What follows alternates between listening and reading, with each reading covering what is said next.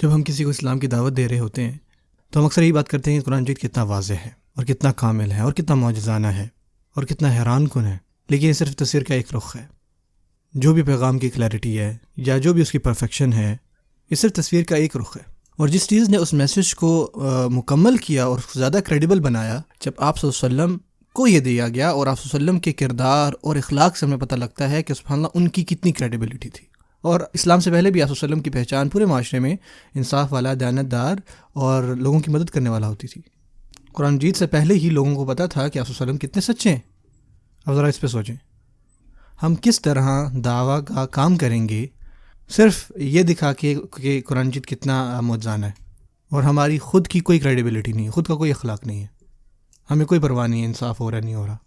یا کوئی بھی جہاں پہ نا انصافی ہوتی ہے تو ہم اٹھ کھڑے ہوتے ہیں اور انصاف کا ساتھ دیتے ہیں، چاہے وہ ہمیں افیکٹ کرے یا کسی اور کو افیکٹ کر رہا ہو۔ کوئی اور ہو رہا ہوگا، ہم کہیں گے ٹھیک ہے ہونے دو، یہ تو ان کا مسئلہ ہے، لیکن جیسے ہی ہمیں کچھ کہے تو ہم کہتے ہیں ہاں ہم احتجاج کریں گے۔ یہ خود پر دھیان دینا، سیلف سینٹرڈ ہونا، اور اس سے ہمیں اور کسی بھی اور لابی میں کوئی فرق نہیں رہ جاتا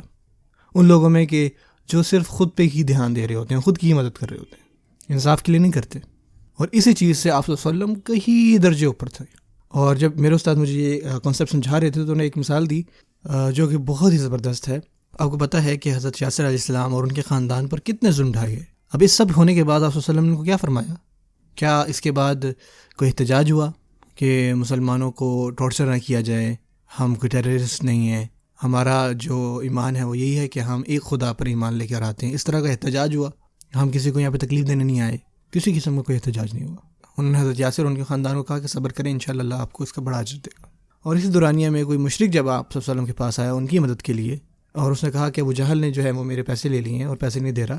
اور وہ آپ صلی اللہ علیہ وسلم کے پاس ہے، ایک مشرک آپ صلی اللہ علیہ وسلم کے پاس مدد لینے آیا، اور یہ اس وقت کی بات ہے کہ جب مسلمانوں پر ظلم ڈھایا جا رہا تھا۔ مشرک آیا آپ صلی اللہ علیہ وسلم کے پاس، آپ صلی اللہ علیہ وسلم کی مدد لینے،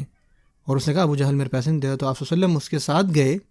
اور ابو جہل کے پاس گئے اور اس سے کہا کہ اس کے پیسے جو ہے وہ واپس کرو۔ اب دیکھیں آپ صلی اللہ علیہ وسلم کس کے حقوق کے لیے لڑے ہیں یہاں پہ۔ اور اسی طرح جب قرآن مجید میں آیتیں آئی ہیں کہ وہ لوگ اپنی بچیوں کو زندہ دفن کر دیتے ہیں، تو یہ کسی مسلمان کی بچیوں کی بات نہیں ہو رہی، یہ وہ بچیاں تھیں جو کہ نان مسلم خاندانوں میں پیدا ہوئی۔